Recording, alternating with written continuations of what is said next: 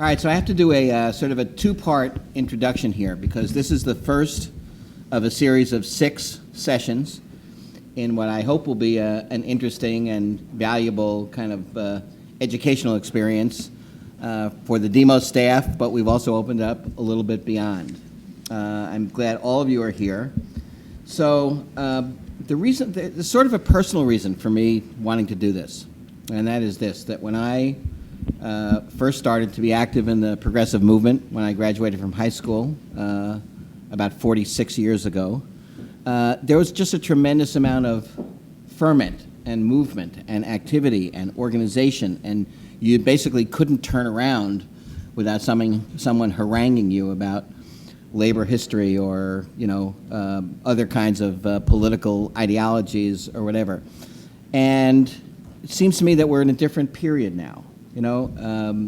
The activism in those days, which was interesting, but also, set in many respects, black against white, women against men, students against their universities, children against their parents, was a really all embracing, all encompassing kind of moment. And I don't think we're there now. Not that we don't have issues, not that we don't have a tremendous amount of activity and things that need to be worked on and done, but it's not quite the same fever pitch that at least it felt like. And at the same time, at least at DEMOS and I think elsewhere, there are a lot of young people who are coming up who have exactly the same kind of commitment and belief and desire to make change and desire to really have a much more kind of equal society and inclusive democracy. And I have found, at DEMOS at least, that people are really interested in the history of the progressive movement, but not really well steeped in it. And so it seemed to me that there's an opportunity here, both for the DEMOS staff, and I thank all of you for coming, and for not saying that your pay would be docked if you didn't show up. It was good. But also for the outside people that we welcome to sort of have this series. So it's a series of 6 sessions. The next one will be on December 5th, and it'll be about the civil rights movement of the 60s. You'll all be welcome, and people who we don't have your contact information, make sure you leave it, so we'll invite you next time around.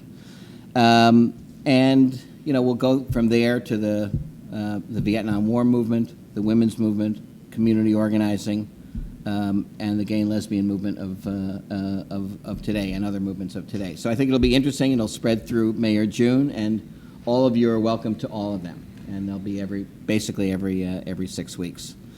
And for almost all of them, except for today, the idea is to have people who are, oh my God, never mind, who actually lived the experience. So for people, we will have people who were very active in the Southern Civil Rights Movement in the 60s, and people who are active in the anti-war movement. You can't quite do that for the labor movement of the 30s.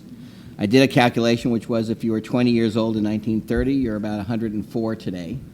And so we did the next best thing, which is that we got 2 people who have studied and written and thought about the issues of the labor movement tremendously so.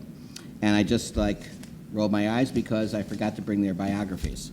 But anyway, so the shortened version of the introduction. The shortened version. I just turned 64, so you'll forgive me.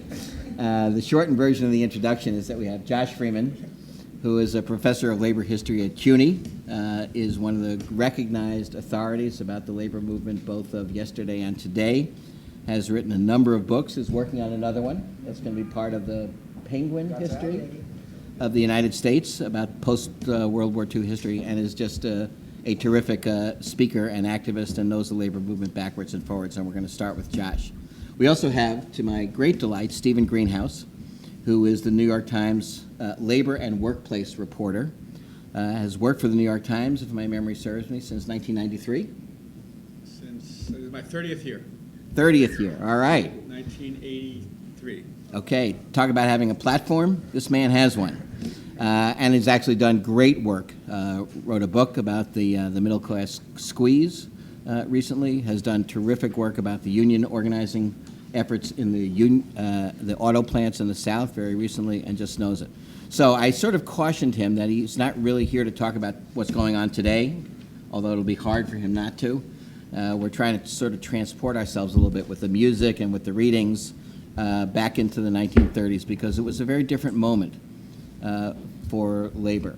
And I won't rain on their parade, but for people who are around now, you know, frankly, one of the ways in which Demos and Bob Master can attest to this, one of the ways we think about labor is we got to get their contributions for the Demos Gala, or we think of them as somehow kind of, you know, not institutions of the past, but institutions that are trying to hold on and readjust themselves.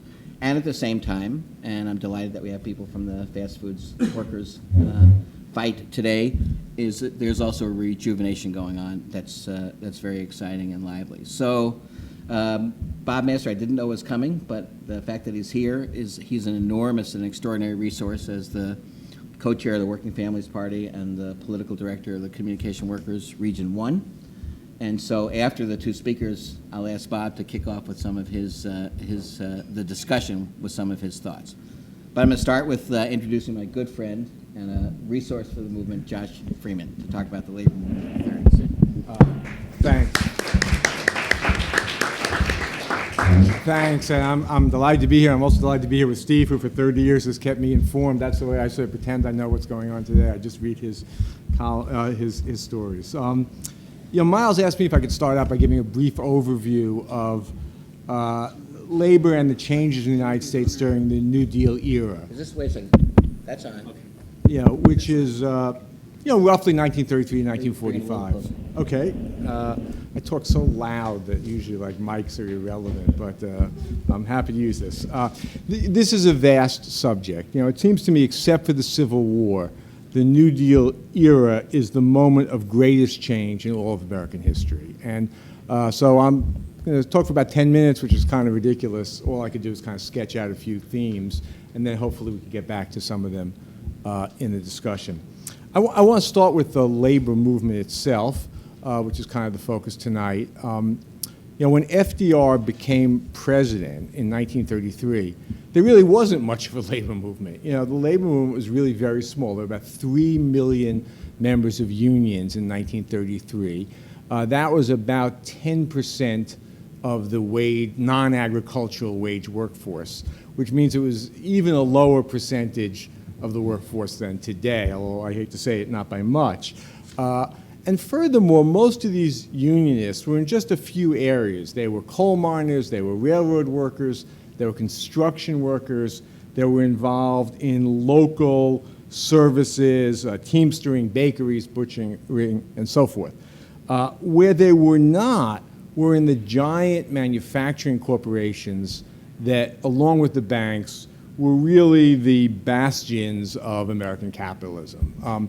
The manufacturing companies like U.S. Steel, General Motors, General Electric, Westinghouse, Goodyear, Bethlehem Steel, on and on, were entirely non-union. So, in effect, the union movement was just outside the core of the economy, the most dynamic elements of the economy. And in a certain way, I guess it's somewhat similar to today in the exclusion of labor from, you know, the Walmart-type retailers, the big banks, the biggest high-tech companies. Labor unions also barely had any legal standing. There was no legal protection for workers. You had no right to belong to a union, engage in collective activity. You could be fired for doing that. No complicated problem there.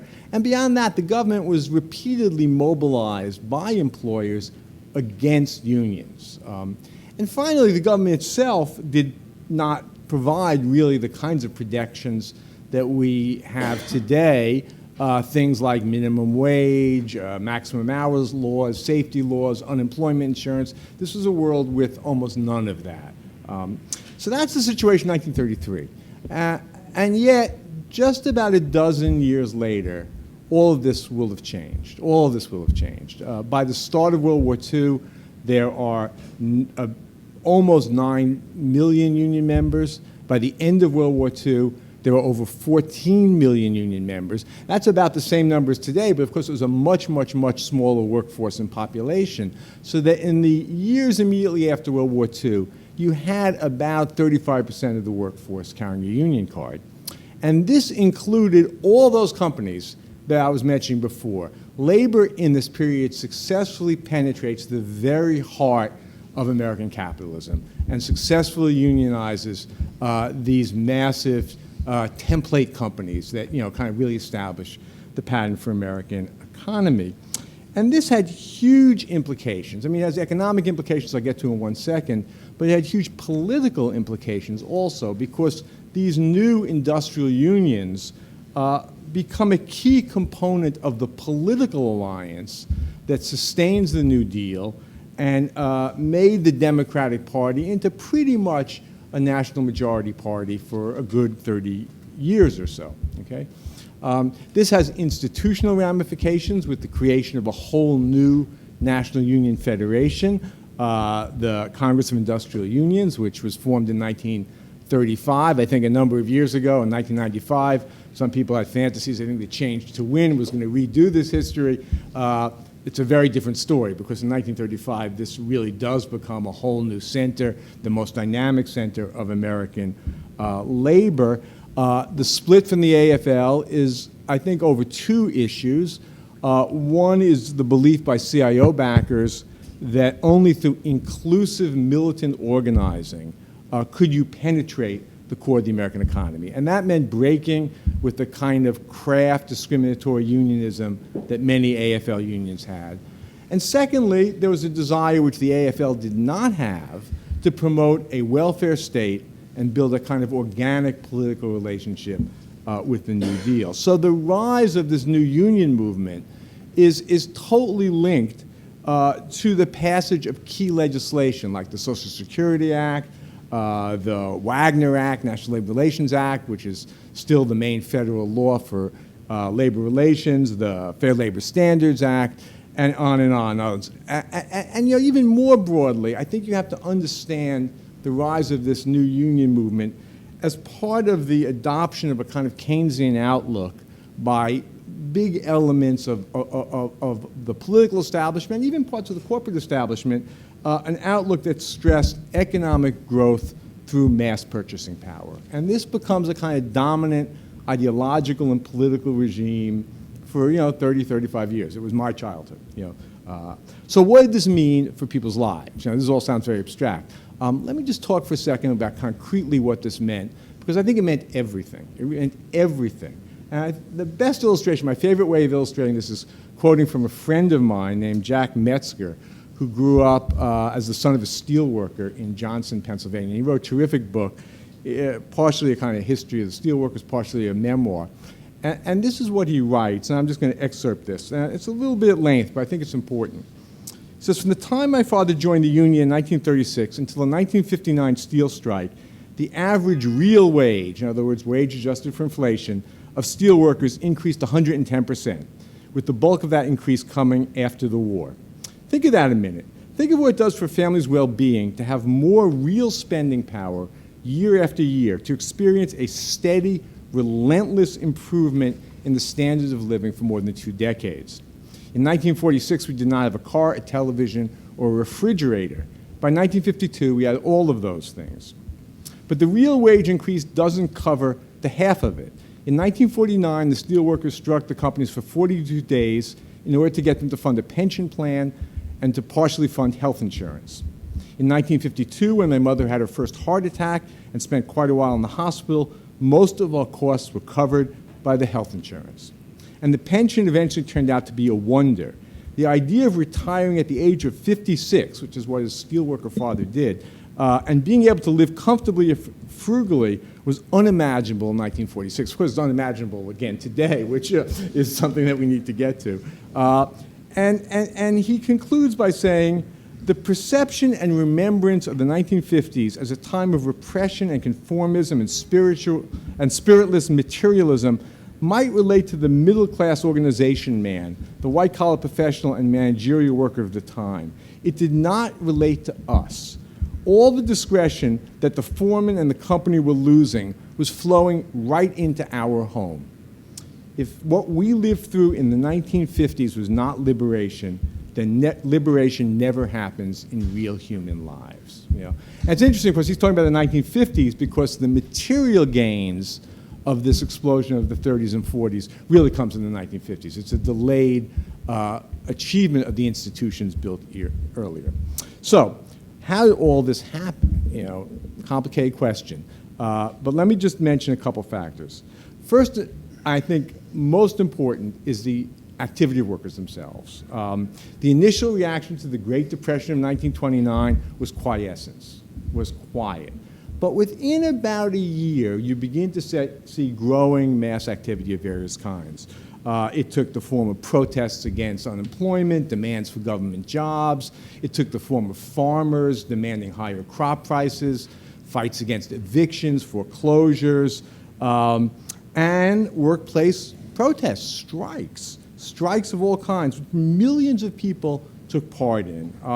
By 1934, you reached the point where there were general strikes that shut down 3 different American cities, Toledo, Minneapolis, and San Francisco, as what had started as specific strikes, in one case involving auto workers, in one case Teamsters, in one case longshoremen, spread to the whole city and literally shut these cities down. That same year, 1934, the South, which we don't think of as a great center of labor strikes, was struck by a massive strike of the textile industry. By the way, it was an unsuccessful strike, but it was huge and involved hundreds of thousands of workers. And then, of course, there were movements of the left and the right. You read the Huey Long platform, which is just one of a number of different, I'd call them sort of radical populist movements, some that thought of themselves as conservative, some as radical, all growing. Now it's interesting. This is a kind of, first of all, I'd say 2 things about this. First of all, it's a bit of a departure from the historical patterns. Typically, in periods of high unemployment, you have low worker militancy. Strike levels go down because people are scared they're going to lose their job and they'll never get another job. This is an interesting exception. We could come back to why it happens. But for whatever reason, it's the existence of this mass activity that not only makes the CIO possible, but also is the background against which you have to understand the New Deal, okay? You can't understand what Congress is doing without keeping that picture of these workers in your mind.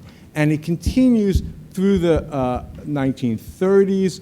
The peak comes in 1937 with the national strike against General Motors, which includes the factory occupations in Flint, the so-called sit-down strikes and other places, that brought GM to the bargaining table, and also collaterally brought U.S. Steel, which was the largest corporation in world history, to agree to recognize the CIO without a fight. It looked at what happened to GM and said, we're not going through that, we'll sign. So this is a revolution, and workers see this, and they react. And all across America, workers sit down. They just sit down. 400,000 workers take part in sit-down strikes in the year after the GM strike is successfully concluded. And in many cases, it's without union involvement. They sit down, they're sitting in the Woolworths, and then they call up the CIO and they say, we want to form a union. They say, okay, come down to the union hall. And they say, well, we can't do that because we're sitting there. Right. If you add in conventional strikes, 4.7 million people struck in 1937 alone. So clearly worker self-activity is a huge part of this. I'd add 2 other factors. One is the willingness of some old-line labor leaders and their allies in progressive circles to gamble on this wave of worker activity to create new institutions, specifically to break with the AFL. The CIO is not created by young rank-and-file militants. It's created by old-time labor leaders, in some cases quite conservative, who see, first of all, that this is a once-in-a-lifetime chance to massively expand the labor movement, and secondly, figure if they don't do it, someone else is going to do it, and probably someone to their left. So you have the odd sight of John L. Lewis, who is the president of the mine workers, who is a lifelong Republican, a total autocrat in his own union, a social conservative, leading the CIO into battle and allying with the Communist Party in order to organize basic industry and re-elect Roosevelt. So this is a very important factor. I'd say The other factor I'd want to mention is the importance of the political atmosphere. You know, there's a kind of reciprocal relationship, ongoing reciprocal relationship between the New Deal and labor.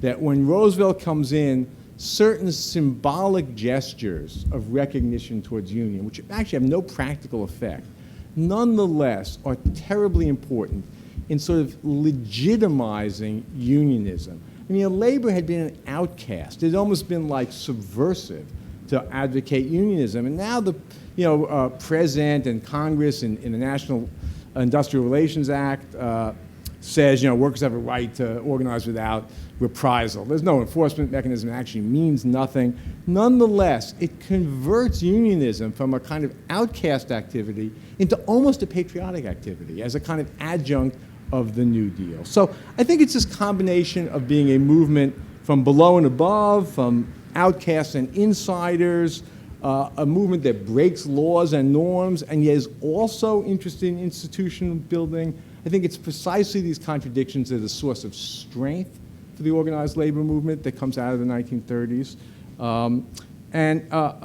It's such a robust movement that it not only transforms the economic realm, but it really, transforms the whole country. So just to conclude, one of the big lessons about this is that, historical time moves in funny ways. You have long periods when nothing happens, and then you have periods when lots of history happens really fast. So, in just a few short years, really, in the 1930s, workers, their institutions, their allies create a new economic and political order, which really, in my view, lasts all the way up to the 1970s when it begins to erode under pressure of economic and political changes. But what's remarkable is that even today, after 40 years of erosion, we still live with many of the benefits. In fact, we even take for granted many of the benefits that this labor movement that arose in the 1930s brought to hundreds of millions of Americans.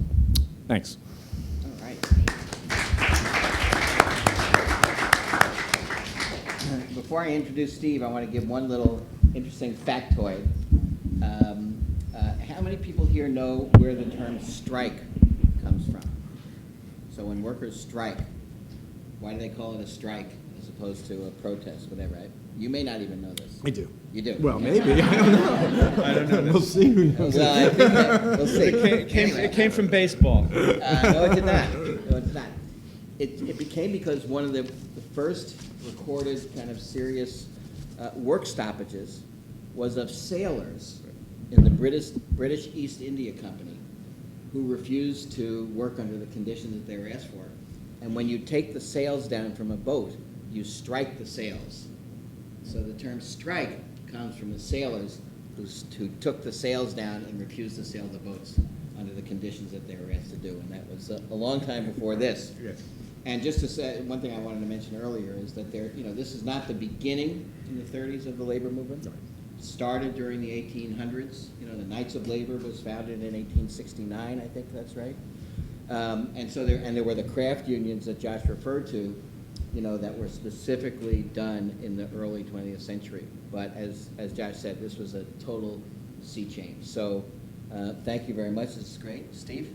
Thank you. Can you add your wisdom Thank to you. this? So Josh is terrific. Got it, mic on? Can you hear me? Josh is terrific. I'm not a historian. I'm a generalist journalist. I read a history book, and 2 weeks later, I forget everything in it. So I'm going to jump around a little bit, especially because Josh really did such a good job describing the situation with the New Deal. I'm really going to jump around. So as Miles said, a big question mark is whatever happened to labor militants in the United States. And a few weeks ago, I was doing a big story about the AFL-CIO and the nation's labor movement seeking to reinvent itself, reinvigorate itself, reimagine itself. And I was interviewing Karen Nussbaum, who runs this AFL-CIO offshoot called Working America that is trying to somehow funnel non-union workers into the labor movement, not by organizing them formally into unions, but somehow getting them to affiliate.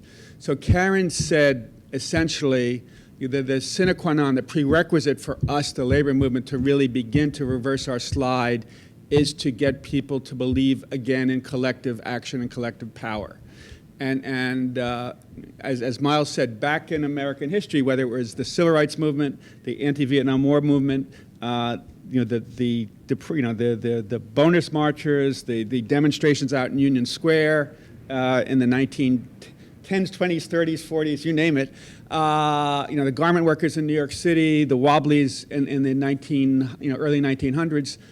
Americans really engaged in a very profound way in collective action, and I think, for sociological reasons we could discuss, debate, that whole reflex has really atrophied. And my hat's off to the fast food movement because, you have in many ways been able to mobilize thousands of people in 62 cities. It's one thing to do it for one day. We'll see if you could do it for a week or 2 weeks or 3 weeks or 4 weeks and really do it in a way to win and get the gains that you're seeking. But you have succeeded in one prerequisite. You have mobilized people. I realize the SAU has spent millions of dollars helping make this happen, but I realize that your organizing abilities have also helped make that happen. I was speaking yesterday to a class at Columbia, and one of the students asked me about whatever happened to militants, and I said, a lot of people in your age group, in the millennials, in their 20s, are really, really, really unhappy with what's happening in the economy, and I think the tinder was already there, so that when the fast food movement began, a lot of people were really willing to walk out. So it's often debated, why is there more of a labor movement in Europe than in the United States? Why is there more, arguably, militancy in Europe than the United States? Once upon a time, and Josh knows more about this than I do, and I may well be wrong, a century ago, there was a whole lot of labor militants in the United States. The Wobblies were an amazing group with huge support. They were very, very far left. They were close to calling, they're saying capitalism is a rotten system and it should be overthrown. And they, thousands and thousands of Wobblies would basically take over cities like Spokane and Seattle and San Diego and San Francisco and Portland. Take over is not quite the right word. They would go in and engage in kind of like a Berkeley free speech movement. A few Wobblies would go in and speak about how rotten the mine owners were, how rotten the lumber companies were, and they'd get arrested. Immediately, the whole concept of free speech was very different 100 years ago. If you went into the town square and advocated something really to the left, it was an exception if you didn't get arrested. So the Wobblies had this amazing strategy that 3 people get arrested, then they send 3 more people, and 300 more people, and a few thousand people. And their strategy was to fill up the jails of Spokane, Seattle, San Diego, so that the cops and the mayor couldn't put up with it anymore, and then they'd get released, and then they'd kind of resume this free speech movement. But the Wobblies, while being somewhat successful in some labor disputes, and the Wobblies were really, they weren't like the AFL-CIO with individual craft unions, a union of railroad workers, a union of miners. They said we need one big fricking union in the United States, and that should really be militant. And it was a kind of magical lure that attracted many, many, many workers. And remember, a lot of the people out west in the United States, and Wobblies were mainly out west, well, they're in the Midwest and the West, were Swedes and Germans and Lithuanians and Slovaks. These are people from societies that had lots of social cohesion, that leaned left. So the Wobblies' appeal was very great. And partly because its appeal was so great, and because it was really far to the left of anything that exists really in the United States today, it was massively cracked down on. And labor unions today complain about management suppressing, repressing them. Management plays patty cake now compared to what happened 100 years ago, where labor organizers were lynched. Famous labor organizers were lynched and killed, and some of them were put to death on insanely trumped-up charges that you would not think would begin to stand up in an American court of law nowadays. And you've all heard the name Big Bill Hayward, who was a great Wobbly labor organizer. He was railroaded, essentially sentenced to life to death. It was reduced somewhat, And he didn't want to spend the last 20 years of his life. He and about 40, 50, 60 other wobbly leaders, were tried in this humongous conspiracy trial, and they all might have written a letter or made a phone call, and for a lot of them, their guilt was very tenuous. It wasn't really connected to true wrongdoing. And Big Bill Haywood, who was a great, courageous labor organizer, eventually fled to Russia because he said, "I don't want to spend the rest of my life in prison." So you've heard about the Palmer raids under President Wilson, under a great liberal President Wilson. Wilson led a very repressive anti-labor government in many ways, and at the time, in ways some Republicans were very, even Mark, I'm reading this very good book, There's Power in the Union by Philip Dray, which I recommend. It's terrific at telling the stories of Sacco and Vanzetti and the Haymarket riot. It's a little weak on political economy, but it's a great, great read. Now I lost where I was going. The Palmer, there's a great quote from Mark Hanna, who was like Mr. Republican. A very pro-union quote from Mark Hanna, who was the Republicans' money man in the 1880s and 1890s. And he realized we needed some sort of labor peace. Anyway, so there are the Palmer raids, the conviction of all these wobbly leaders in I think the late 1910s, maybe late 1910s. And really, in the 1920s, labor in the United States was kind of quiescent, wiped out. And it really was only and there were a lot of company unions then too. And it was really only with the Great Depression that labor started to get its footing again.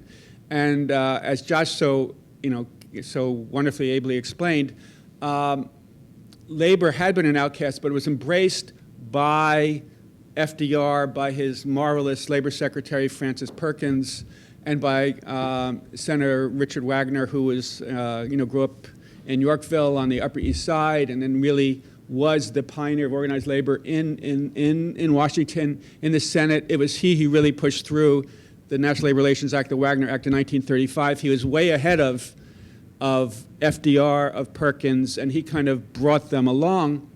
And one way he brought them along was he said, American workers are really poor. The economy is on its back. If we're going to help lift this economy, we have to figure out a way to increase the amount of money in people's wallets. And they had this, great idea, collective bargaining as a way to help ensure that the GMs, the U.S. Steels, would share their prosperity. I think that's a phrase that Miles has used once in a while. But there wasn't that much prosperity in the Depression. But things were picking up, and Josh mentioned the Flint sit-down strike.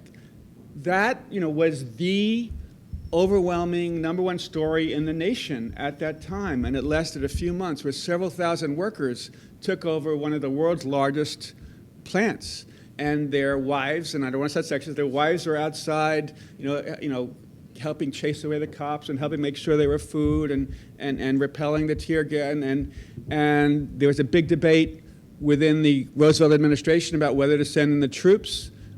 Francis Perkins helped persuade them not to. There was humongous pressure on the governor of Michigan, Frank Murphy, to send in the National Guard to crack down. And they decided, and they really leaned against capital with a capital C there, that it's better to have unions be recognized than to end up with many people dead in the factory. And the Flint strike was really a signal event in American labor history. And as Josh said, there was I was in Janesville, Wisconsin, Paul Ryan's hometown, doing a story about the closing of a GM plant there. And I didn't know Janesville So you go into the UAW hall, and they have in this incredible little museum with all these buttons. I joined the UAW in November 1936, and December 37. All these people had their monthly UAW buttons from when they paid their dues. They had like a year's worth of 2 years in a row of buttons. But they also boasted that they also had their sit-down strike once upon a time. So let me fast forward a little bit. Josh talked about the huge growth in unions from like 3 million at the beginning of the Depression to 14 million or so after World War II. And now there are only 15, 16 million people in unions. So the labor force is probably 4 times as big. And the percent of workers in unions has gone from 35% to 11%, and the private sector has gone from 35% to 6.6%. So after the war, there was huge labor militancy, and a lot of workers were frustrated that during the war they had to endure wage freezes. So in 1946, there were something like 4,700 strikes. Last year, there might have been 2, 3, 4 dozen strikes. So, and that, so labor was just sowing its oats. They said, we've behaved during the war. We didn't strike very much. We weren't demanding wage increases. So, but then they kind of went bonkers. And they really, in a serious way, turned off the American public. And I'm sure labor leaders and the workers were doing what they thought was right. So in 1946, there were 116 million person days of missed work because of strikes, which was a record in American history. And the next year, and in the fall of 1946, the Republicans won control of the House and Senate. I think a lot of that was in response, in anger at labor. All of you have heard about the Taft-Hartley Act of 1947. That was a direct response to anger at labor's militancy in 1946. Some people argue that the decline of labor in many ways started with the Taft-Hartley Act. One could debate that. Others say the decline of labor really didn't begin until the early 70s when we faced the Arab oil embargoes, the oil shocks, and American companies really felt profit pressures, and then globalization really started to pick up steam in the 1970s, and a lot of the companies that had unions really started to demand big concessions, started to close factories, and that was the point where unions really started to decline in a serious way, and where American wages really started to decline in a serious way. I think. Well, let me just say 1 or 2 things. So the 1920s were understandably called the Gilded Age. They were the Roaring '20s, and they very much resembled, what happened in the United States in the 2000s. The 1%, and you see these amazing charts by these 2 French economists, Thomas Piketty and Emmanuel Saez, showing that in the 1920s, the 1% controlled 21, 22% of the nation's income in 1928 and 1929. You look at their charts for last year, the 1%, and for 2006, 2007, 2008, the 1% went from controlling 1%. No, sorry. In 1979, they had 9% of the nation's income, and by 2007, 2008, they were up to 21, 22%. It dipped when the stock market went to hell in 2007, 2008, 2009. But now that 1% controls 23% of national income. And you compare that with the 1950s when unions were really, in many, many ways, at their height. And inequality in the United States was, certainly the lowest it has been since 1900. And they call that the Great Compression. Unions really helped ensure that jobs that had been low-wage jobs, and auto jobs used to be low-wage jobs, steel jobs used to be low-wage jobs, they used to be very dangerous, unpleasant jobs, and unions not only made these hellish jobs much more tolerable, pleasant, but they moved all these low-wage workers into the middle class. I'm thinking of writing another book, and my editor at my publisher said, well, we want you to write more about how unions help lift workers into the middle class. So my friend Mark Levinson, who's the chief economist at SAU, said, you have to read this book, Striking Steel by Jack Metzger. And I just ordered that from Amazon last week, so great minds think alike. Anyway, one last thought. So there are various economic studies showing that with the decline of unions has come a decline in wages, and some economists say that 1/3 of the increase in income inequality among males, the study's not about women, it's about males, is attributable to the decline in unions. And I think a lot of people say that, if the United States is going to, reverse this trend of increased income inequality and wage stagnation, something's got to be done to, I'll just say, empower workers again, rather than specifically say, recreate unions as a way they once were. Unions in many ways they're sometimes great. They often, push for higher wages, but unions can often be horrifically unimaginative, bureaucratic, and conservative. And so, in many ways, the seeds of labor's destruction were in the kind of the bureaucratic form of labor that the National Labor Relations Act created. I'll stop there. Okay, great. Thank you. Pick up on in what you both said, and I come to this question from the perspective of 35 years in the labor movement, looking at it through my family, at the future of the labor movement in terms of the fast food organizing, and what lessons can we learn about how can labor imagine being revived? And, without trying to do something comprehensive, I feel like I want to pick up, Josh, on what you said about the reciprocal nature of mass activity and politics. Because I think in some ways, that's an undertold story, right? The corrective to the traditional history, which is, union leaders did it and politicians did it. We tell the story that workers in motion, in other words, when workers started to mobilize, the strikes happened in 1934 and so on, this is what drove the revival of the labor movement. But I think that what I have come to think in being kind of an amateur historian of the 30s and trying to think this through and see how it works is there was a relationship between the idea of industrial democracy, the idea that the tyranny that workers lived in the 20s was bad for the economy and bad for the workers, and the political consequences of that, which then opened up the space for workers to mobilize. So on the one hand, it's true that in 1930, you have the left, primarily the Communist Party, organizing demonstrations of the unemployed in response to Hoover doing nothing. And people need to, one thing to really keep in mind, it's really important to remember is, from the time of the Depression until Roosevelt gets elected in 1933, the government at the federal level does nothing. Absolutely nothing. I mean, their situation is getting worse and worse and worse year by year.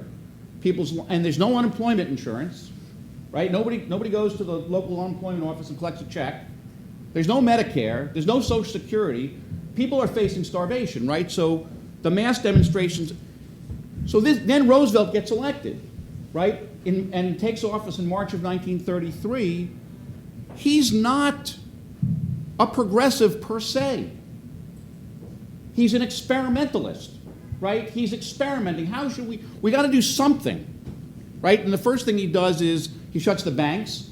And the second thing he does is he cuts the benefits of veterans and balances the budget, cuts government employees' salaries the first week of March 1933. But he also realizes people need to be put to work, and he starts to talk about the necessity of putting people back to work in the Civilian Conservation Corps and all these different things. And he opens up the space, and I think Josh was saying this, all of a sudden he's legitimized, and this is the important part, the political development legitimizes the idea of workers organizing. And then in 1934, you have these incredible mass strikes, which Josh referred to. The end of 1934, you get the most left-wing Congress in the history of the United States. Is Roosevelt in favor of the Wagner Act? No. Right? There's a famous letter that Secretary of Labor Frances Perkins wrote, which she says, Roosevelt never lifted a finger for the Wagner Act, and I myself had little sympathy for it. But Wagner pushes it through because there's mayhem in the streets, right? That's 1935.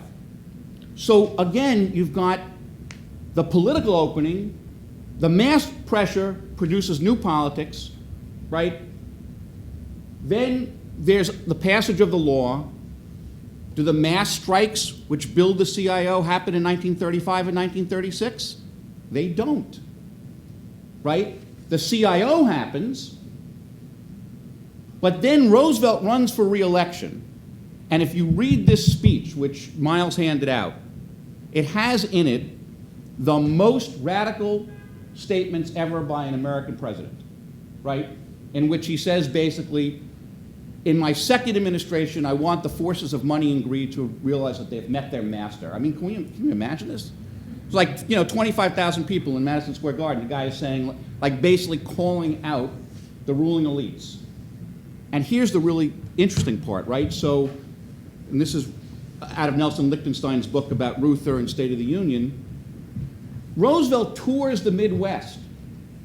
There are like 25 union members in Flint in the UAW, and like 50 in Pontiac, and 200 in Detroit, and hundreds of thousands of immigrant workers, Polish, Slovenian, Slovakian, whatever they were. People who, this is important to remember in terms of the splits in the labor movement, who the president of the Teamsters refers to as rubbish. Right? This is what the AFL and the craft unions, the printers, they refer to these workers in the assembly lines as rubbish. And hundreds of thousands of these people turn out and celebrate the New Deal in Roosevelt, right? And then the UAW hands out flyers that say, after the election, you got a new deal in the shop and you got a new deal at the polls and defeated the auto barons, now get a new deal in the shop. And 2 months after Roosevelt gets reelected, you have the Flint sit down, right? And so it's this kind of push and pull between ideas and mass activity that creates the opening. And so then, when the sit-in happens in Flint, and this is another important lesson, and I look at it through the perspective of the fast food workers. There's 40,000 auto workers in Flint. How many of them are sitting in? 1,000. 39,000 are going to work every day. I wonder how this is going to turn out. Hope those guys win, but I'm not taking any risks. The point being, right, it's a small group of very dedicated people who are taking this incredible risk. And if you don't have Frank Murphy as the governor of Michigan, you have disaster. And they're in a very strategic They're in a plan. very They control the tools and dies, and without them, the rest of GM is. That's a critical difference, yeah, yeah. and that's an important difference. I mean, what Stephen is saying is they had an industrial power. They had the capacity to shut down the entire industry, right? Which is harder, in current days when heavy industry is now in China, right, or Singapore or whatever. So the point is that there is a political moment, and I would say to you that we are, I think, and the reason I put this forward is I think we are seeing that kind of thing happen. I mean, Stephen refers to the resurgence of inequality, right? The level of power in the 1%. We saw Occupy saying this is unacceptable, right? We see Elizabeth Warren getting elected on a program of denouncing Wall Street. We see Bill de Blasio running a campaign for mayor of New York City in which he says this inequality is unacceptable. We have a tale of two cities, and it is the responsibility of public officials to help private sector workers organize. We haven't had that kind of rhetoric. When was the last American, maybe Kennedy on Labor Day in 1962, maybe, right? So there's well, you just wrote the book, so you would know. So there's a shift in terms of the idea that unions are now legitimate, and the fast food strikes are fundamental to that change in the narrative, right? Whether or not this kind of push and pull between new ideas and politics and the mass activity that you're engaged in, right, and that the Walmart workers to some extent and some of this UAW organizing adds up to the kind of shift that we need, that's an open question. That's will we push through that opening? That's an open question. Two other things just to think about. One is The other, the other thing to think about that I think is really interesting to me is even in the most heroic moments, like we think and we listen to this history from 1937, it's a straight line up, right? In fact, it was incredibly fragile at every moment. So the sit-down strikes that both Steve and Josh described in 1937, which millions of people were involved in, unions grow tremendously. At the end of 1937, Roosevelt is under pressure from the business community. The New Deal's getting out of control. We have to cut back. So we have the so-called Roosevelt recession from 1937 to 1938. The UAW loses 3/4 of its members.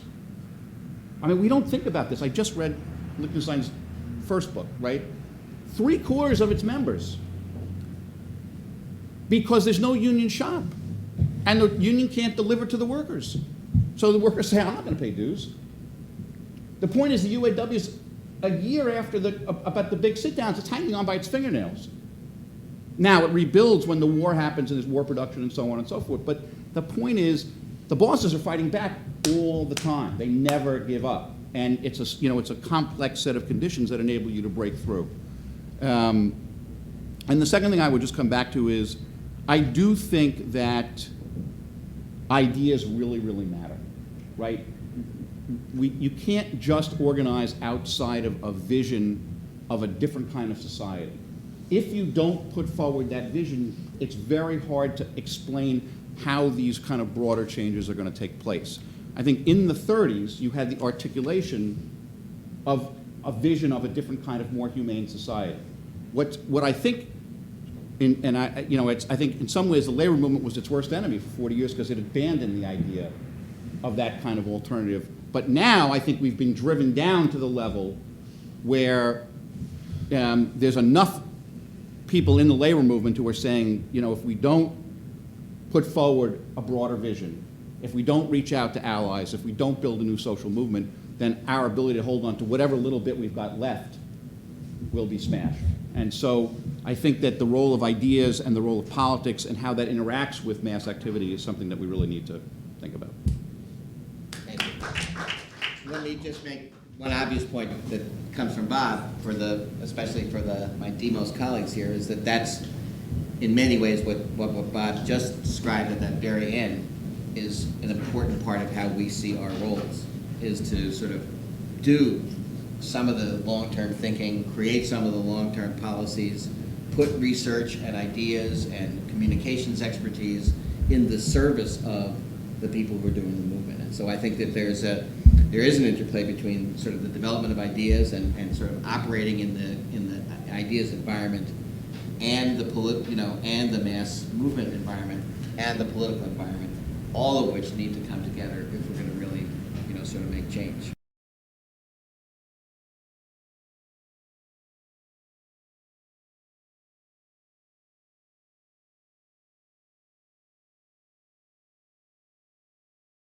Yeah.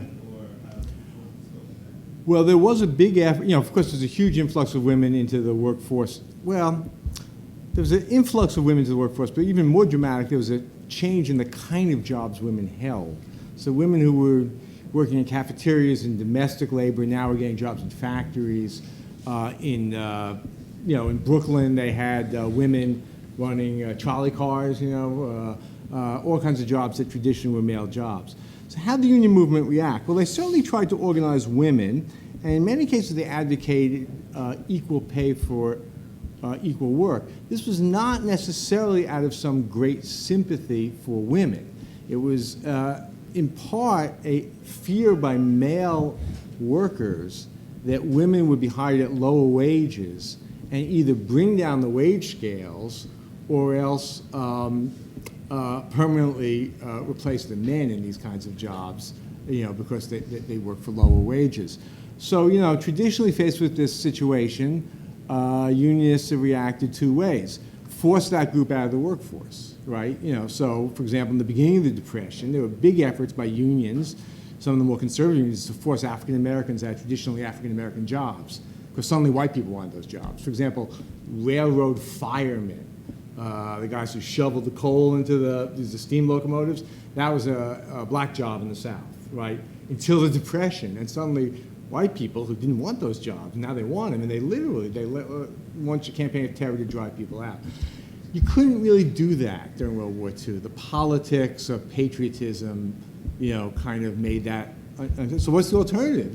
You kind of have to be inclusive, actually. So there is a big effort, and a lot of women join the union movement, and it creates a kind of changed politic in a number of the big unions, like the UAW, particularly United Electrical Workers, who start actually paying attention to women's issues.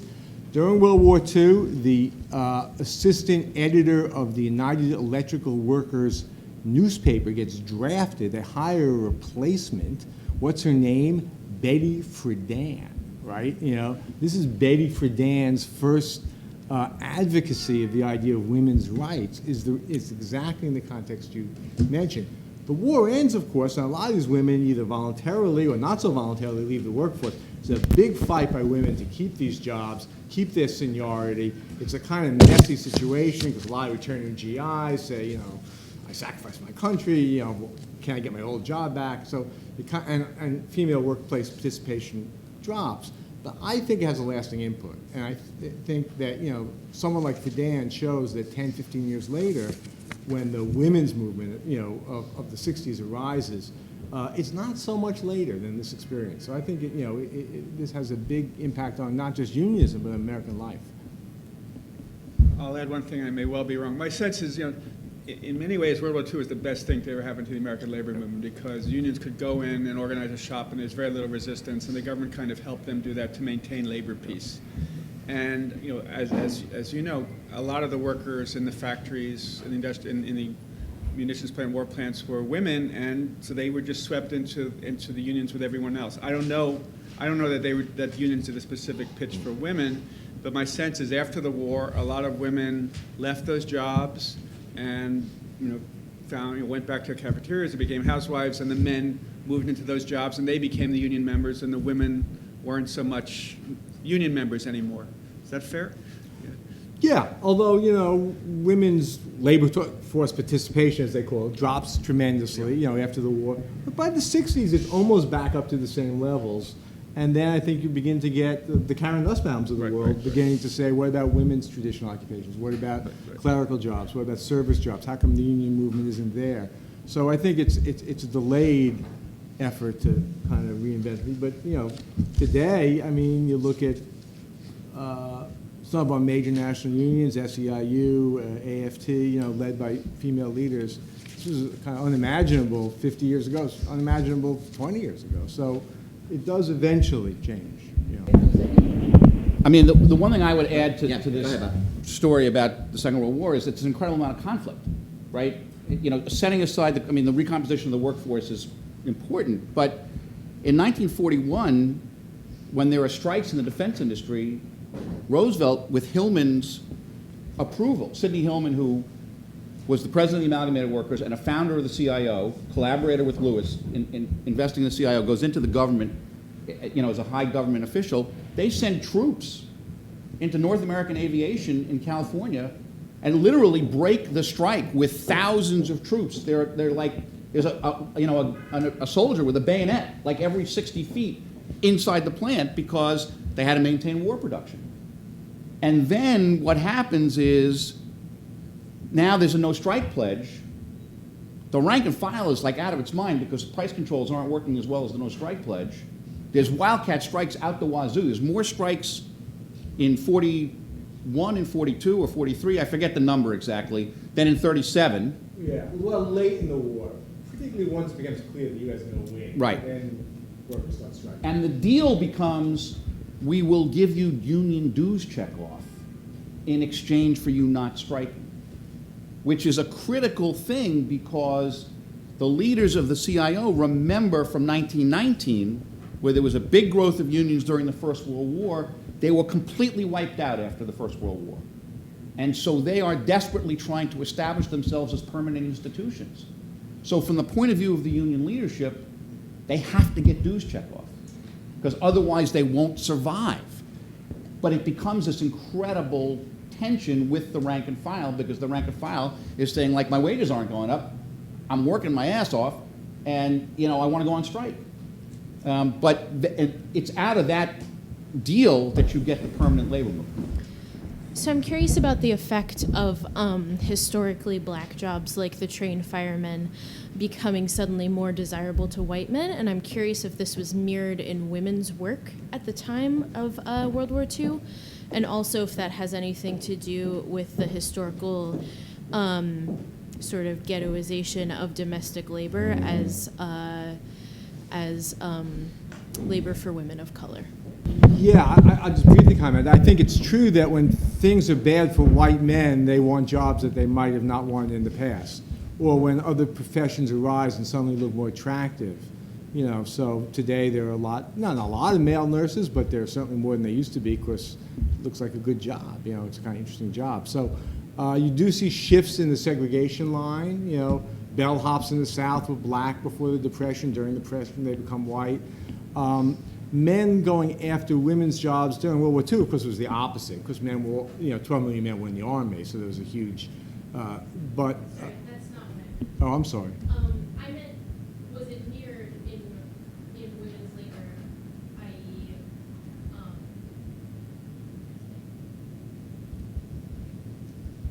so white women left domestic labor to take factory jobs. Did women of color take over those domestic jobs, and did that historically become something that was Oh, okay, I get what you're saying. Yeah, I get what you're saying. Well, so lots of black women were in domestic labor. You know, in the South, domestic labor was basically all black. You know, in the North, you had both black and white women in domestic labor.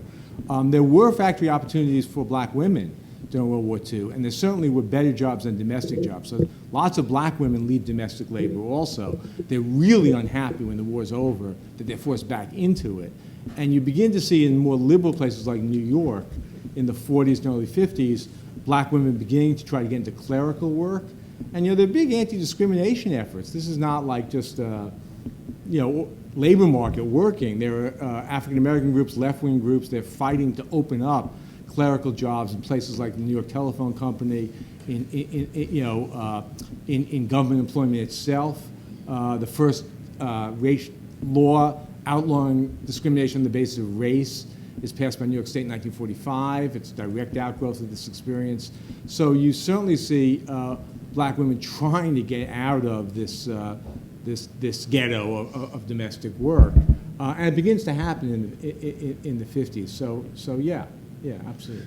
Let me just add one thing. So in order to get the National Labor Relations Act passed, they needed the votes of some folks in the South, and I believe that's one reason that farm workers, many of whom were black, domestic workers, many of whom were black, hospital workers, many of whom were black, were exempted initially from the National Labor Relations Act in 1935. Right, and some of them were excluded from the Fair Labor Standards Act. Domestic workers certainly, yeah. Stephen, you said World War II may be the best thing for the union movement. Jeff, you nodded. Just in terms of enabled to, enabled to increase their numbers. I'm not saying World War II is a good thing, but yeah. No, of course. So my question then, from the historical point of view, is what particular aspect made it the best thing in terms of, could that be something that's replicated? Is it government interference in the market? Is it the cheapest way to pacify labor? What is the specific thing about World War II that makes it best for unions? So as Bob said, the number of people in the United Auto Workers really dipped seriously by 50%, three-quarters, in the new recession of 1938, the big dip of 1938. So the World War II created full employment. And I'm sure many economists would say that one of the very best things that could happen to the labor movement is to restore full employment, because workers will be much less scared about sticking their necks out to join a union. But the other exceptional thing that was in World War II that hopefully will never be replicated is the government and the companies kind of said, we need labor peace. And if the unions want to organize, we're really not going to fight it. And my history on this era isn't as good as it should be.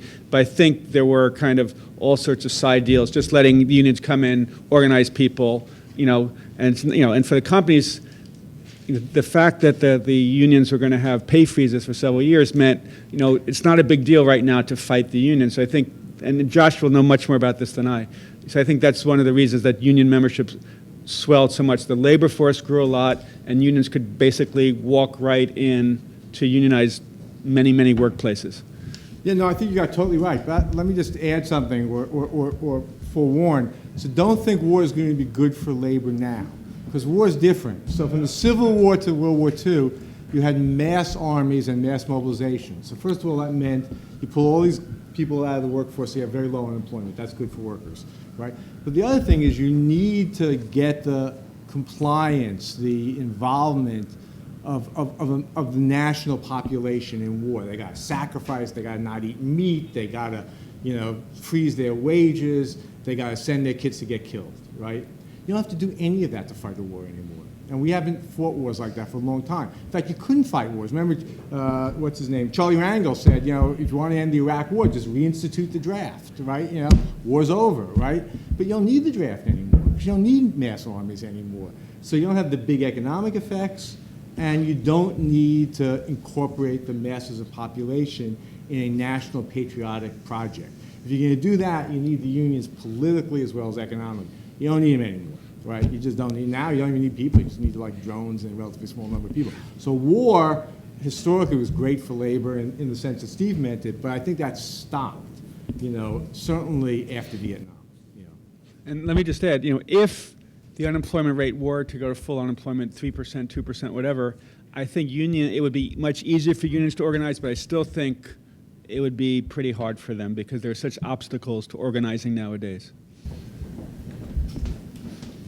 So Bob talked about the interplay between politics and activism and creating space, and here at Demos we think a lot about the interplay between the economy and our democracy and the relationship. So I'm wondering if you could comment on what certainly back to Theodore Roosevelt had an agenda to get the trusts out of politics in some ways and to right that balance, and I'm wondering if you can comment on what the labor agenda was at this era vis-a-vis our democracy and how those systems worked for or against labor, other than the right to organize, but more on a systemic level in terms of registration or rules about money and things like that. I would say, you have to remember in 1933, huge numbers of adult workers could not vote.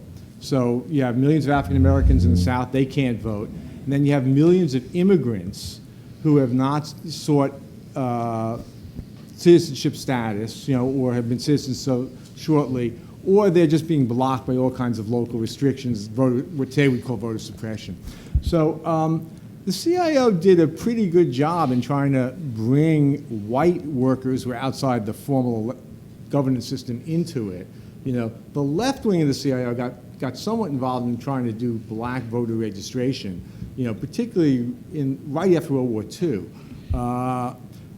The other thing they did is they created the first modern PAC. The CIO PAC, which was created for the 1944 election, the CIO, Political Action Committee, was really the first PAC in the sense that we think of it. And, it's funny because Steve's a lawyer. He doesn't admit this to many people, but, he knows more about this. But the recent Supreme Court rulings opening up for corporate giving, what are they actually overthrowing? They're actually overthrowing the Taft-Hartley provision that keeps corporations and unions from unlimited donations. This was not aimed at, this was aimed at CIO PAC. This was designed to stop unions from opening their checkbooks directly for electoral activity.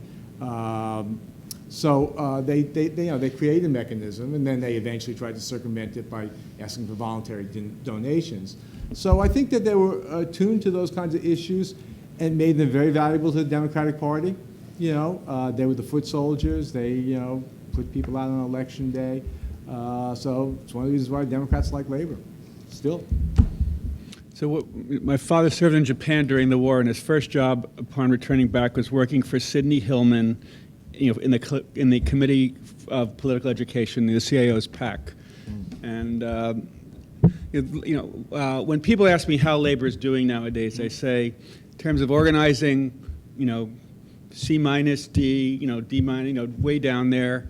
In terms of how it's doing at the negotiating table, C minus. But in politics, I guess B plus A. It really, it is the organized labor is the largest organized force of Americans, more I think than many evangelicals, to mobilize millions of people in a campaign.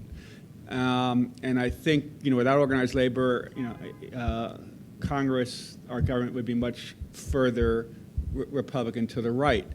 Having said that, I think with decisions like Citizens United, opening up the floodgates to far more money from billionaires, corporations, to lesser degree unions, I think that means that organized money is going to be much more effective in countering the ability to success of organized labor in elections. If I can just get you to talk about something, because I think it's important. We got a check arrived in the Demos office about 2 weeks ago for a project that's affiliated with Demos from the Pinkerton Foundation. And we were opening the check, and I said, "So you know what this foundation is?" No, nobody knew. Anyway, so I guess the point is, and I'll answer my own question, which was the Pinkerton Company was essentially a private army that was organized originally by John D. Rockefeller, who also has a foundation, to help to put down strikes that were coming up, particularly in the mines. So I guess what we think now today of unions as sort of more established, but what created the sort of the courage?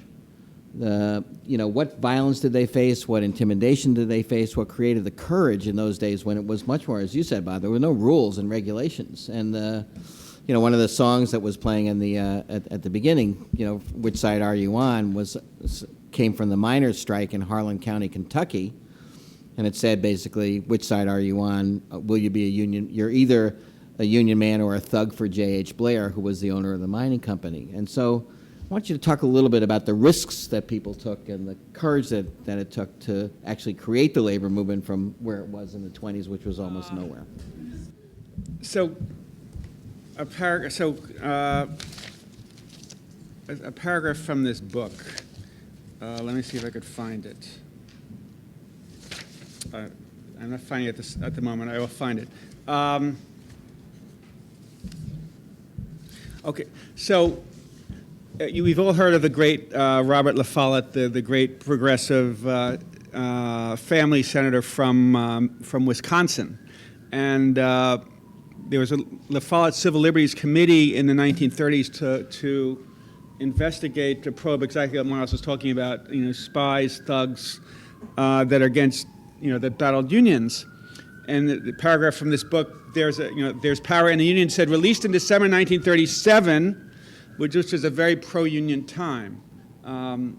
2 years after the passage of the National Labor Relations Act, 10 months after the Flint sit-down strike, 11 months. The committee's report cited labor spying to be a common, almost universal practice in American industry and listed no fewer than 2,500 U.S. corporations engaged in anti-union espionage and trickery. Nearly 4,000 spies and detectives come from the, what does this say? The Pinkerton Detective Agency. Had been involved at an estimated aggregate cost to business and hence consumers of almost $10 million in the years 1935 to 1936, and $10 million used to be a lot of money. So in the John Lewis speech you read, he refers to the brutal killings of these strikers at Republic Steel, just a few miles south of downtown Chicago. That was in Chicago. And I think some Pinkertons got a little scared that maybe these thuggish union members are going to come too close to them, and they just opened fire, killing shooting all these people in the back. And the Pinkertons, a famous episode in American labor history, the Homestead Steel plant just south of Pittsburgh, where in 1892 or 3, I'm forgetting the year, 1892, the Pinkertons are coming in to help prevent a strike, and there was some friction between, I don't know the exact details as well as I should, there was war between what was then kind of a precursor of the United Steelworkers Union, and the Pinkertons shot, 12, 13, 14, I forget the exact number. Well, a lot of the Pinkertons got shot also. Yeah, It was yeah, a yeah. two-way That battle. was- yeah. Yeah. But the Wobblies, I thought, were amazing. In ways, they were really revolutionary. They were really, wanted to destroy the capitalist system. They were very fervent, and they spent days and days in jail. They got, they were lynched. They were shot. Thugs went and beat the crap out of them. I think that continued into the 1930s, but subsided somewhat. But it's still, as is the case today, there are studies showing that the rank and file leaders of any number of, of 1/4, 1/5 of unionization drives end up getting fired, and it often takes a year or two or three or four for them to get reinstated by the NLRB. There was that line in the John L. Lewis speech about Finks and they bring in snoops, finks, hatchet gangs, and chowderhead cones to infest their plants and disturb the communities. And I was worried that, is John L. Lewis anti-Semitic talking about chowderhead cones? So I looked up, and there was a labor thug named Chowderhead Cone. And here he is. And he was sent to prison for beating and killing labor people. Yeah. Go ahead. I think you raise a great question, Miles. I think labor historians have tried occasionally to think about it, and I'm not sure I know the answer. I do think this concept, which I think is the core concept of unionism, of solidarity, is central. Which is it's an interesting idea because it's not charity; it's sort of serving yourself in an understanding that your fate is linked to other people's fate. That there's a commonality there, and I think labor historians have often pointed out that many of these union struggles arise out of fairly tight-knit communities. People who not only work together, but they live in the same community. Think of longshoremen in New York. They worked on the docks together. They lived in the same neighborhood. They all went to the same church. They were in the same parish. Their kids grew up together. They grew up together. There's a kind of organic mutualism, and that the union is almost like just the institutional top layer of something that. And today, of course, a lot of work lives are very different than that. Everyone drives 20 miles to get to the plant, and someone comes 20 miles a different direction, and you get home, and you don't do this in New York, but in a lot of the country, you pull into your garage, and you close the garage door, and you go into the house through the internal staircase, and you don't even know what your neighbor looks like. So that, some people have argued that the cultural underpinnings of this crisis of labor has something to do with the atomization of American life. That said, I don't know, the Wobblies were itinerant and so forth. So, you can make too much of this, but I think there's something to this idea that these unions grew out of solidarities that were not simply their own creation, that were already there. I very much agree or think that the atomization of American society has really set back unions in a big way. And, I remember when I spoke here when my book came out and someone asked me, can labor rally the way it once did? And I remember my answer being that whether you're talking Cleveland, Pittsburgh, Cincinnati, Chicago, Boston, New York, Baltimore, wherever there are factories, there'd be the Slovenians and the Slovaks and the Poles and the Croatians and the Swedes and the Germans, and they work together and they'd all live in nearby neighborhoods and they go to bars together after work, and if there was a foreman who really pissed them off, they'd talk about it over beers, and they'd kind of have spontaneous mobilization. And now with the suburbanization of America, with TVs and Xboxes, and email in ways brings people together, but also moves them apart.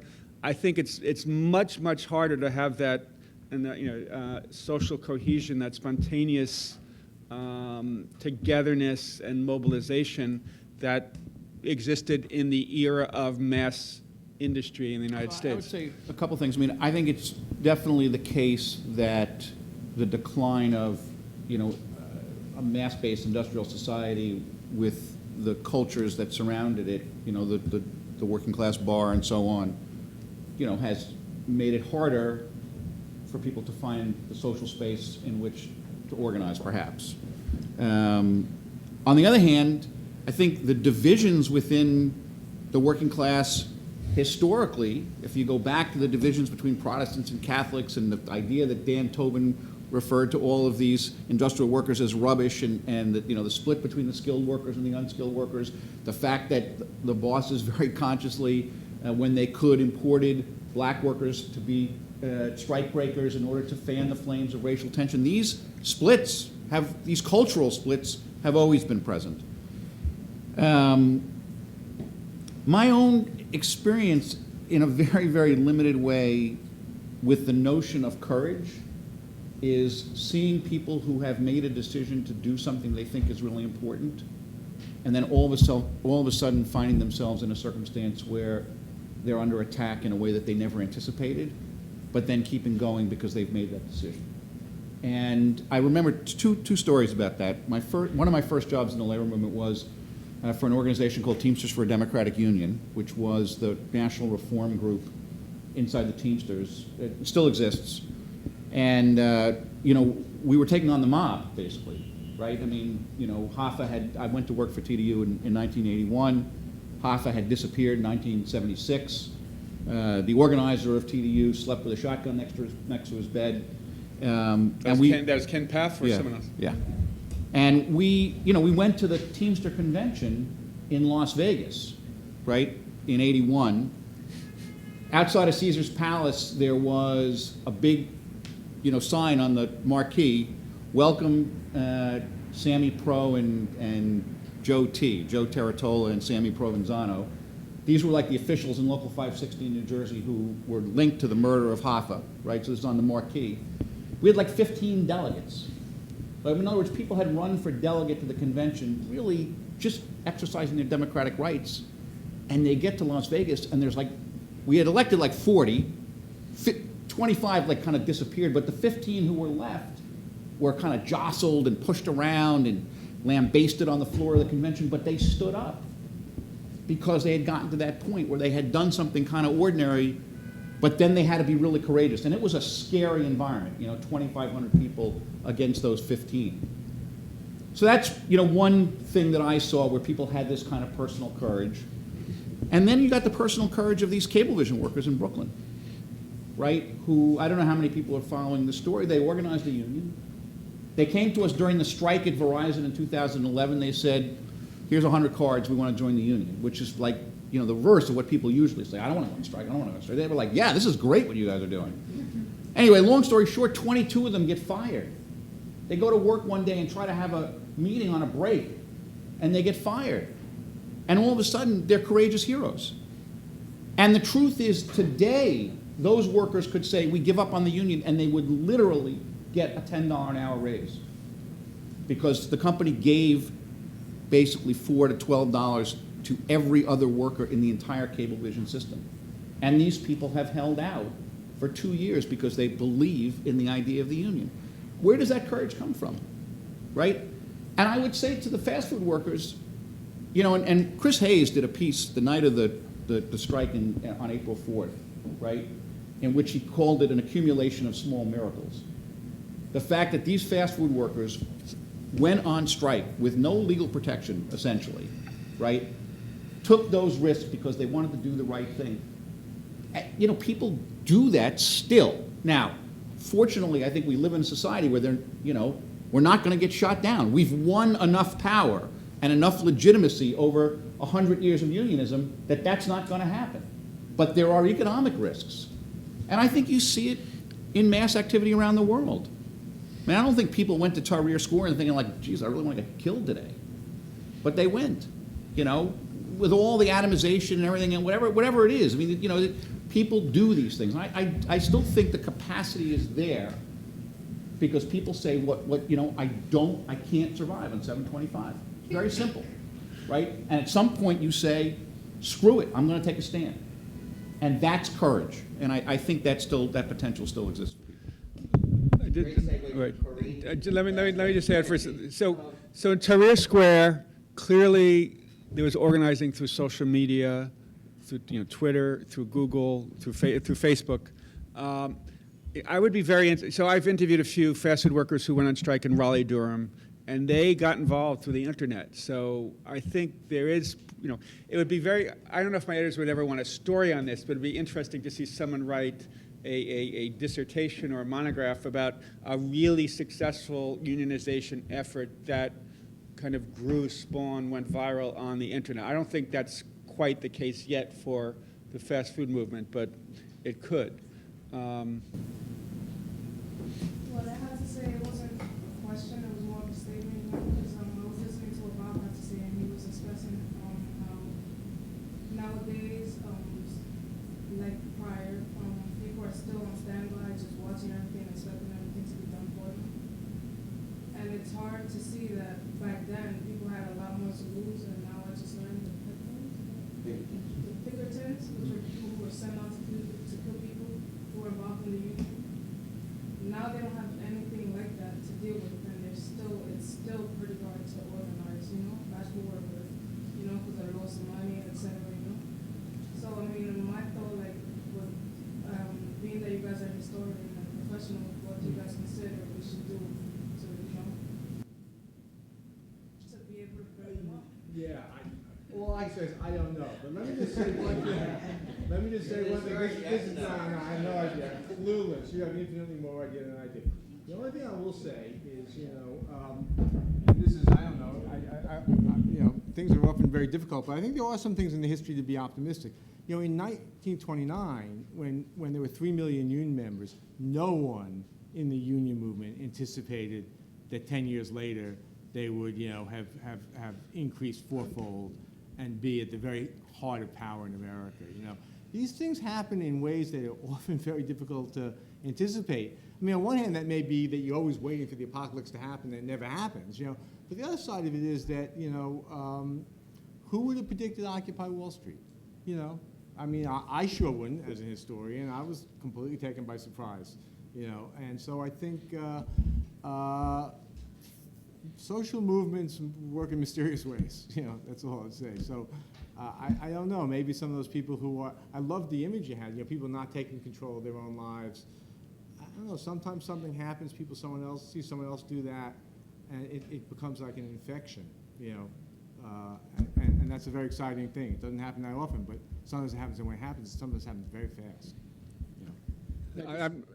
I'm not allowed to recommend anything to you, but just a few observations. Clearly, the fast food movement has gotten the attention of the fast food companies, McDonald's, Burger King, Taco Bell. I don't think it has begun to cause real pain to them or real embarrassment to them. I could be wrong. So my sense is that for the movement to achieve its goal of $15 an hour, $13 an hour, $12 an hour, it would take much more power, pressure, leverage than has been achieved thus far. And I think the SEIU, I know this debate within the Service Employees Union about whether this is a smart way to spend resources. And I think, following up on Josh's point, I think people in the SEIU think this is a critical moment with unemployment very high and people in their 20s really having a very bad time economically, finding a decent job, being caught in, I remember my friend Michael Powell at the Times wrote a story about a shift supervisor, I think, at a Burger King in Brooklyn, Shanita, and she's making what? She supervises other people, and she's making what, $7.75 an hour? $7.20, it's just, and you're supervising people. So I think, the SRU thinks this is the right moment maybe to really, throw a match on the tinder and let's see if something really takes off. And I would say this. First of all, I want to applaud you, all of you, for your courage in doing it and in stepping forward, and I think it's great. And I do think that there is the beginning of a real national conversation about whether the United States of America really wants to be an $8 an hour economy. Is that really, really what it is that we want for our country? And so you see, the fast food workers, the Walmart workers, California just passed a $10 an hour minimum wage. Living wage fights are going on in different places. And I think that this is bubbling up in the same way that, probably 3 days before Occupy Wall Street, I was probably in a conversation saying, inequality is getting so bad in this country. Why isn't anybody talking about it? Why aren't there people in the streets on it? Why is it that it's so quiescent? And 3 minutes later, maybe they heard me. It wasn't. And so I think that there's the beginning of a real discussion, I believe, among, that's being spawned by the people who are taking actions into their own hands, but also is resonating in the political debate about whether it's time for a change in that way of doing our economy. And I do believe that, the 30 years, it's not coincidental that this is happening when inequality is at exactly the rate it was in 1928. You know what I mean? These things go in cycles, and I think we are, hopefully, in my hope, due for one. Let me just set up the next discussion. I want to thank everybody for coming. Here's what we're going to do. We're going to put the music back on. Bob and Josh and Stephen, I hope, can stay for another 20 minutes or so. So feel free to come and talk and do that. The story that we've been telling today leaves off in the 50s, where the social contract, and we've talked about this a lot at Demos, the social contract that was created during World War II, it was a function of the fact that business and labor and government all had to be together in the war effort. And even though there were strikes in '46, that basic notion continued into the 1950s of a social contract that was still what Stephen referred to as the Great Compression. Where inequality was actually decreasing and wages were actually rising and middle class was growing, and there was a sense of optimism. Except there were several huge holes in that social contract, and one of the holes was about race. One of the holes was that African Americans, Latinos, but were left out of that bargain in many ways. Some of them were about the things that were left out of the National Labor Relations Act, but some of it was the continuing patterns of Jim Crow in the South, the violence that we talked about in the labor movement. The one place where it still existed was in the Jim Crow South in the 1950s and even the 60s. So, and again, people were saying, oh, it's the quiet 50s, and all this stuff has been destroyed, and then all of a sudden, 4 students from SNCC sat down in Greensboro, North Carolina, Woolworths, to say, we want to be served. They just wanted a cup of coffee. They knew what they were doing, but it's what Bob just said. They did something that was ordinary, which was to ask to be served at a lunch counter, and all hell broke loose. So on December 5th, if you want to come back, we will have several speakers from the civil rights movement. Well, come on back. You'll get you get a glass of wine, you get some cheese. Mass demonstration against inequality that same night, so we should really talk about that. All right, December 9th. All right, well, make sure I knew this would happen. Sorry. At some point in the first 10 days of December, we will reconvene and discuss the civil rights movement. Let me just ask, out of curiosity, how many of you actually read the materials the pieces that we sent out? Don't. All right. All right, so we'll keep doing it. We'll do the music. We'll do the readings. Won't be any penalties if you don't read it, but I'm trying to give you a feel for what people were saying who were in the trenches at that moment. And so I think the next discussion about the civil rights movement will also be interesting, and we'll have some people who participated in it on a day-to-day basis. So thanks a lot for coming. Stick around. Will somebody put the music back on? Okay. Thank you.